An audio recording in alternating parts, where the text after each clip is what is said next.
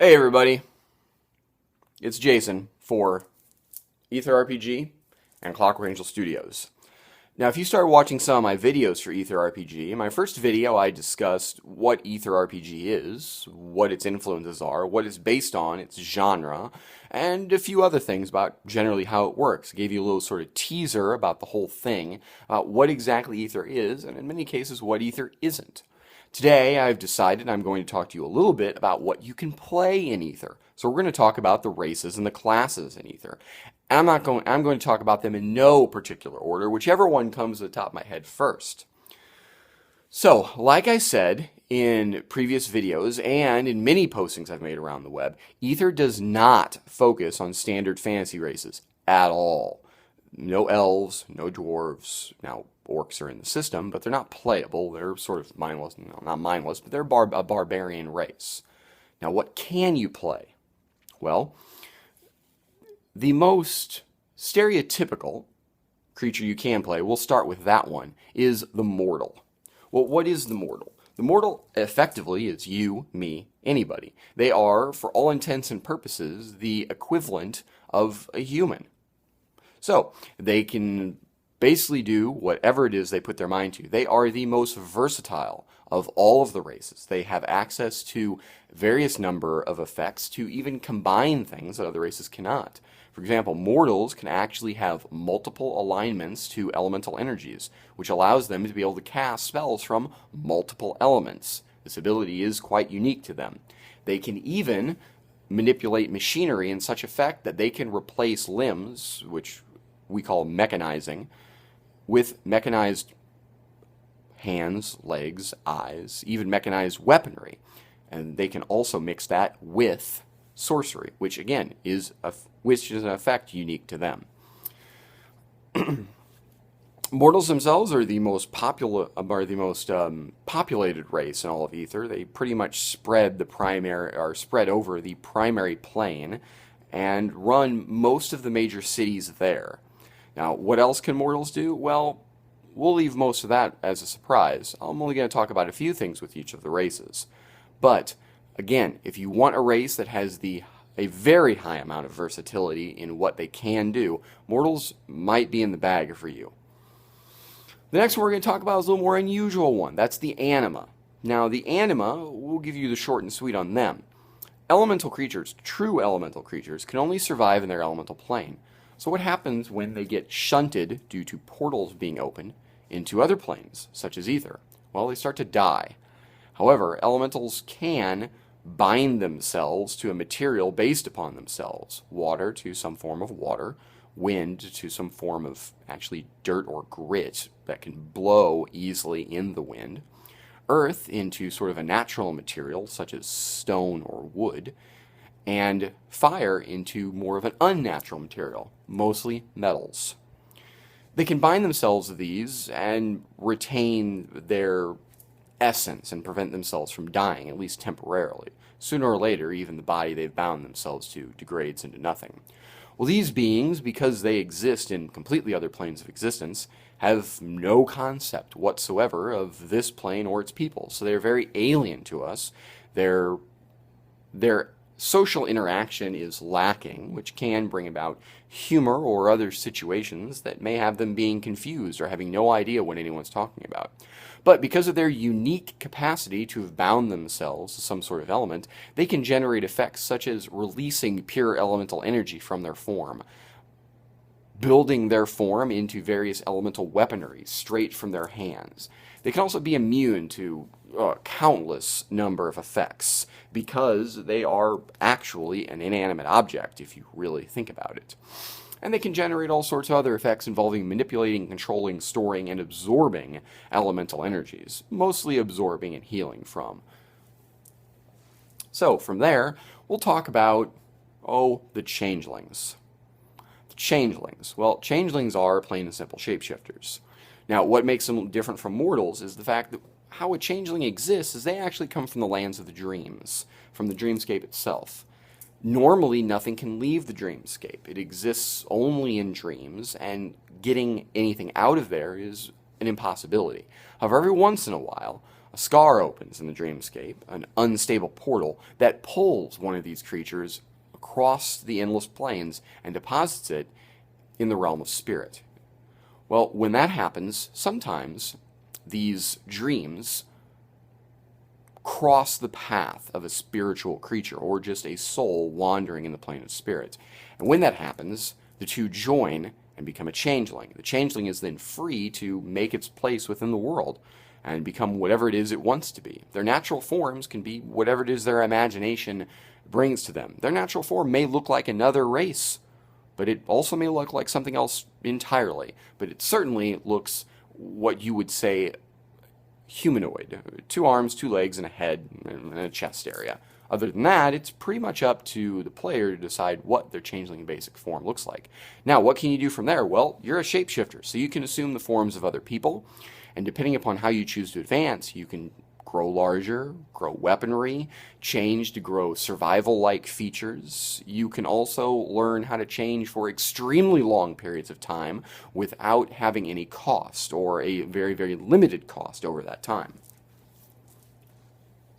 Next, we're going to talk about the Chimera.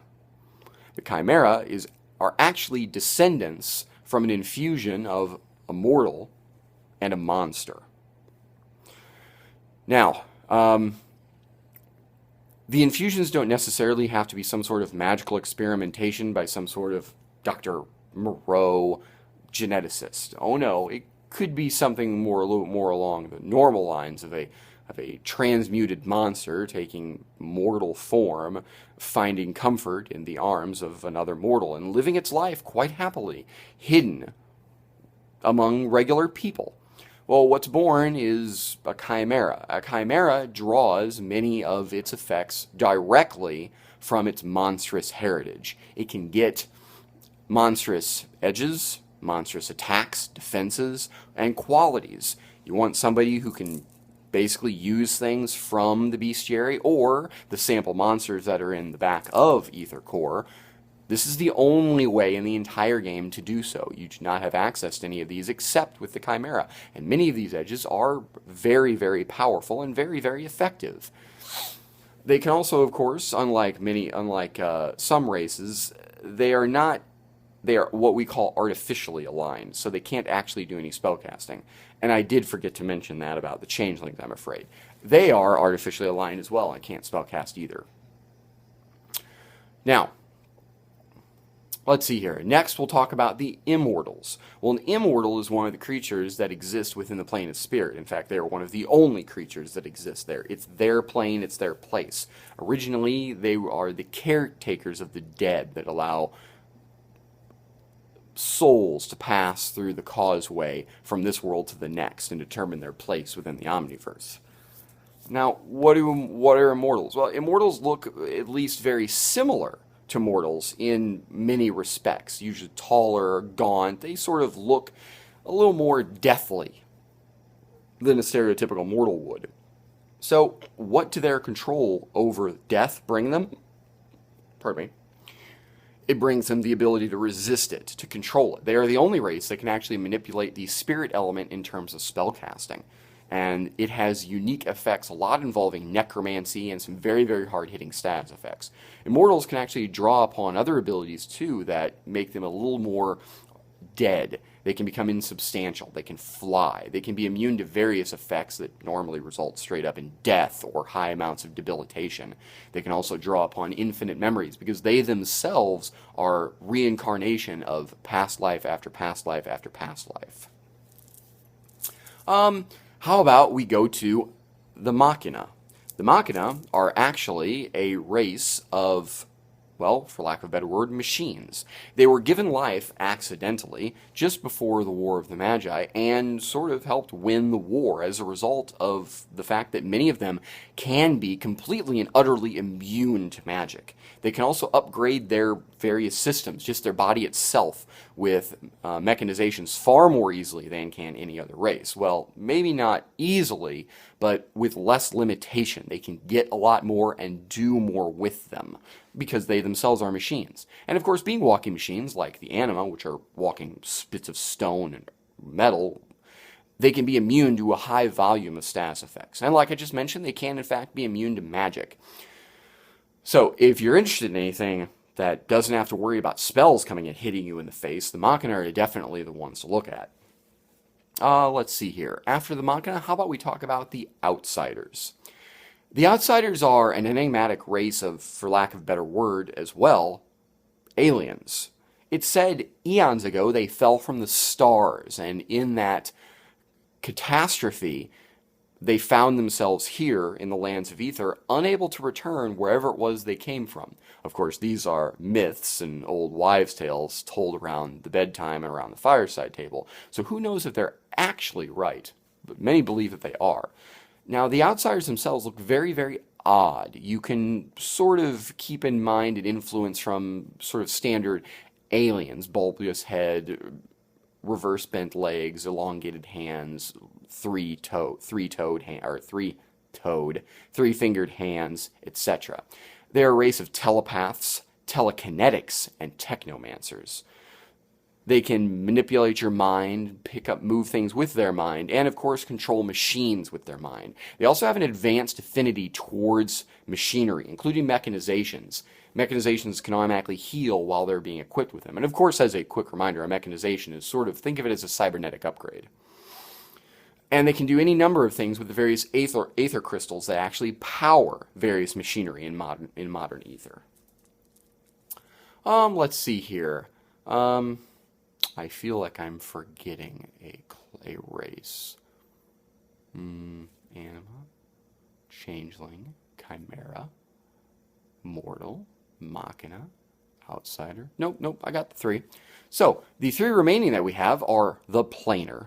Well, then the Viridian and the Voidwalker. But the Planar is similar to the Chimera in many respects, in that the Chimera sort of can trace their bloodline back to an elemental creature, very specifically a true elemental, mating in some way or another with a mortal, usually through some sort of exotic circumstances of planar events that almost certainly no longer exist this day.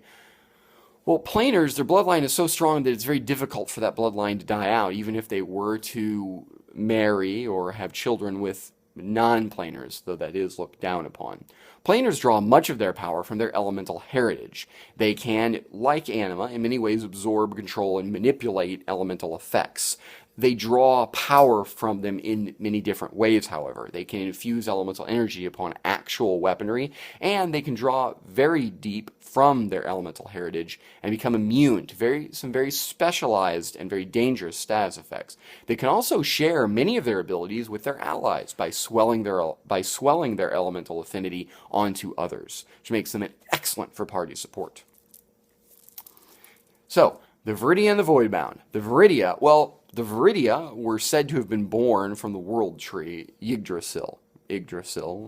Potato. I really should look up specifically on how that's...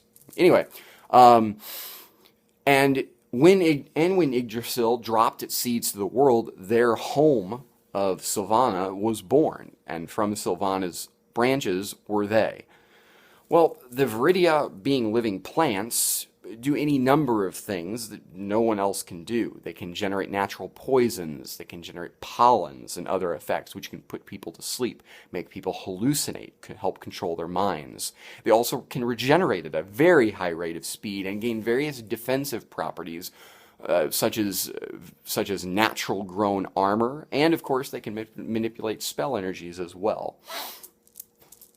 And finally, the Voidbound. The Voidbound actually come from a very unusual plane called the Void, and by its name alone, you should guess that, well, there's pretty much nothing there. And that's pretty much true. There really isn't anything there. Nothing I can talk about anyway without spoilers. Well, the Voidbound actually came into being, or came out of the void with the awakening of magic. They exist to literally leave nothing in their wake. Strange little creatures, sort of squirrely, black in nature, with various monotones of black throughout their features, often bald with shark-like teeth, wide mouths, elongated clawed hands, sometimes wearing dreadlocks or other features. They say that there's nothing stranger than seeing a Voidbound playing with a child. Well, These guys draw a lot of their power from spells, but they can learn to manipulate and even consume elemental and aether, which would be crystalline, such as machinery, energy. They can do any number of things with them. They can actually absorb the magical energies primarily and heal from them, remove status effects. They can actually absorb the spell and pitch it back. They can get supplementary effects from the spells. They can even eat magical objects and permanently gain their power. So they are very, very, very excited to be mage slaying, I have to tell you. Well, that pretty much tells you all about the races, at least just an idea of what they can do. Now, the description therein, I'm not going to try to describe them too overly much because a picture is in fact worth 1,000 words, and it just so happens on my website there will be pictures of all these for you to peruse. I have concept art going up right now as my site is being built. Hopefully in a few days from the release of this video, maybe a week or so, it will be live. However, to continue, we now go into discussion on races, or on classes, which should not be anywhere near as long. Many of these classes are self-explanatory. Well, right from the gate, we're going to talk about some of the standard classes you see everywhere. You've got the warrior, which is exactly what it sounds like. You like guns, you like swords, you like armor, you like war. There's your choice, be a warrior. Now you compare that to the berserker. Yeah, there's a big difference there. The berserker relies on huge, heavy amounts of offense. They can become immune to things while they berserk, deal extra damage while they berserk, go faster than anybody else in the group. They can ignore various properties such as hardened, which makes things more difficult to harm. They can actually absorb status effects and deal with them later. They can get extra attacks. Everything to kill something before it kills them. The problem is, of course, their defenses are relatively low, and they can only really use their berserking properties when they're not wearing armor or using any sort of protective item like a shield or any kind of ranged weapon. You compare that to the warrior doesn't do anything like that at all. The warrior is much more defensive. They focus upon tactical combat. They can provoke enemies into going berserk themselves. They can gain specialization around using shields and armor and even weaponry beyond what anyone else can use. They can actually learn how to wield larger weapons in a single hand because they themselves rely heavily upon shields and other defensive implements. They also learn how to use their weaponry so it doesn't break as easily. And tactics avails them. They can actually make use of any kind of tactical situation and gain additional bonuses from it. So, those are some standards. Let's move into a couple more. How about the thief and the sorcerer? Things you hear everywhere. Well, the thief is exactly what it sounds like. Tricky little dervish fighters. They'll jump behind your back and stab you right in it. They also learn how to more easily fake you out. more quickly hide from sight and remain hidden far more easily. They get acrobatic effects and jumps and flips and dodges that allow them to do so further and more easily than anyone else. They can deal additional damage when they attack a weakened opponent, and they can learn how to manipulate. That was awkward. I am not going to re-record because of that. So, they can learn to manipulate traps and even take them down and throw them up better. Much more better is a way to put it. Oh, sorcerers. Well, cut and dry, sorcerers cast spells. Done deal. Sorcery in this world is based upon 5 elements. Earth, wind, fire, water, spirit. Earth and wind oppose each other. Fire and water oppose each other. Spirit, strangely, opposes itself. Life opposes death, and death opposes life, and spirit is both life and death. So, these various different spells they cast sort of have their own specialty. Earth is a very heavy defensive set of spells. Fire is very heavy offense. Water is very heavy recovery, and wind is very heavy utility. Spirit is often its own world and sort of does its own thing. It has a lot of unique effects that are very, very different than what earth, fire, water, or wind does. Now, what can the sorcerer do himself? Well, the sorcerer actually can create homunculi to help absorb the effect of spellburn, which spellburn is actually the consequence when you cast spells. It's sort of the backlash, which, depending upon the element you're using, can be very, very deadly and very, very slaying. So you have to be careful when you cast spells. Your spell pool, so to speak, for Spellburn standard is your own hit points, or vitality is what this system calls that. So you have to weigh out whether or not you have enough vitality to even cast spells. One thing I did forget to mention, many of these special abilities available to classes and races deal Spellburn. Whether they're spell energy or not, it's actually specifically lined out that just because you get dealt Spellburn by something does not mean it is from a spell effect. Spell effects deal Spellburn, yes. Special abilities deal Spellburn, yes, because it's a simple method to track this otherworldly exertion that you place upon yourself by doing unique or special powers. Continuing, Sorcerer can also learn to easily manipulate spells, reduce spellburn cost. They can learn to ward things, enchant objects, and even become extremely effective summoners. So let's see here. How about we move into the Scout? The Scout really is sort of a Highlander, a Ranger, a Woodsman. They learn how to travel amid the plains, or they learn how to travel amid the worlds. Not necessarily the planes themselves or portals, but they can become one with the land. They know how to manipulate it, they know how to control it, they know how to track, and cannot easily be tracked. They are also excellent animal trainers, and they can, without reproach, actually harness many of the most dangerous animals and beasts of ether into being pets. They're excellent bowmen and riflemen, and by far prefer range combat. From there, we have the Diplomat. Well, everybody's got to have a talker. Other game systems use a troubadour or a bard. This system, because it's in more advanced sort of Victorian steampunk society, uses the Diplomat. The Diplomat, in every way, uses their words when it comes to combat. They can very easily demoralize their opponents and inspire their allies. In addition, they can actually get some of the most effective upgrades to henchmen and minions than anyone else can in the entire game. They can learn to make their reputation so fearsome that people just unconsciously pull their punches when taking a swing at them. They can also gain tons of bonuses to various charismatic-based die rolls that make it just that much easier to be a diplomat. Let's see here. What do we have remaining? The Alchemist. Well, this world has had a very rich history in alchemy throughout its years. And because of that, a specialist, being the alchemist, exists purely to be able to create and modify alchemical concoctions. They can get far more powerful bombs and explosives. They can more easily make alchemical items because some of the difficulties on those items are very, very, very high. They can also make unique forms of alchemical items available only to the alchemist, such as salves, or even potions that have 2 effects instead of 1. And of course, they can more easily find the components they need to make alchemical products and make alchemical products more cheaply and in very, very, very much faster of time, which makes them extremely advantageous as alchemical products, many of them, don't have nearly the backlash as do some other effects. And they're very inexpensive.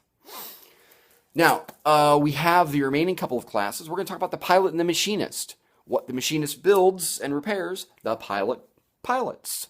Plain and simple. The Machinist can make upgrades to various equipment, make guns fire faster and harder, add energy properties to weapons, more easily and cheaply modify technology, which technology is sort of the middle ground of expense. I did forget to mention, sorcery when it comes to spells and relics, very, very expensive.